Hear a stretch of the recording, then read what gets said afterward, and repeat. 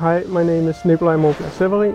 I'm a concept artist with the LEGO Ninjago design team. Every day I draw the ninjas, their creations and the adventures they go on. Today I'll show you how to draw a comic book style background. I'll be working digitally and I'll show you how that can help us along the way.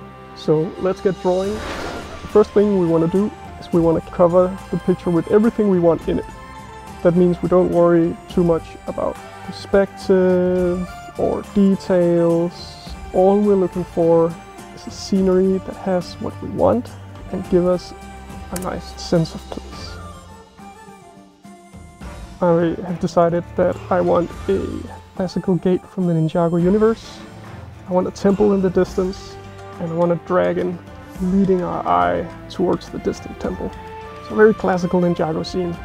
Now that I'm happy with my overall layout, I want to go in and refine all the challenging areas, get a bit of perspective and some details going. It's one of those really cool signature things with the Ninjago dragons is how their wings are often made of blades. I want to get that in there. There's a time and place to spend energy on details. You want to spend that energy when you're happy with the composition.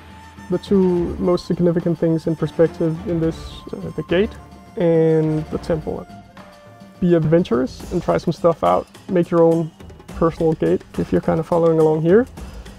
Making up a dragon head on the spot like this is hard. Find some reference image and use that for inspiration. I'm curving this road to lead the eye towards the tail of the dragon. Now we're ready to plug in some color. We want to try and be as fast and loose as we were when we did the initial sketch. And I suggest you start from the sky and work your way forwards. The sky influences the color of the environment and it really helps us set a mood.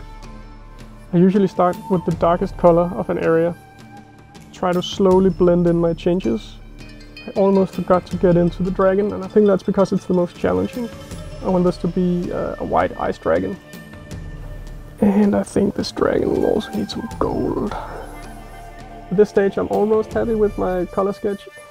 From here on, I'll start working in layers, minding that I sort things by foreground, middle ground, background, and sky. And now that we have everything blocked out, it gives us a lot more freedom. It's perfectly fine to add even more details if you come up with something fun. I like to add a bit of damage and weathering, and that should be it for line art. When shading, don't be afraid to add a lot of black and see how far it gets you. You can always roll back if you don't like it.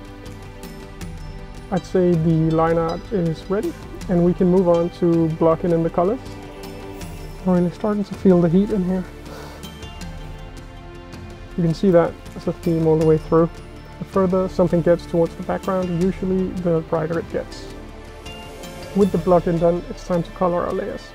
By now we've established so much of the image that there is very little that can go wrong, so have fun with it. I'm gonna make a copy of my color sketch and put it next to the image as I continue so I can be reminded what inspired me when I did that part of the image. Whenever I blend the colors, I try to find the color that I want to blend from and the color that I want to blend to and work towards the middle. Now I move on to the cloud and I want to make them as bright as they're gonna get just around the dragon to really make that stand out and pop. At this distance, mountains are very abstract shapes. So it is just about adding a bit of a surface detail. And this is where grouping everything into layers, foreground, middle ground, background and sky, is going to allow us to put a feeling of light and air in between those layers and give a sense of depth.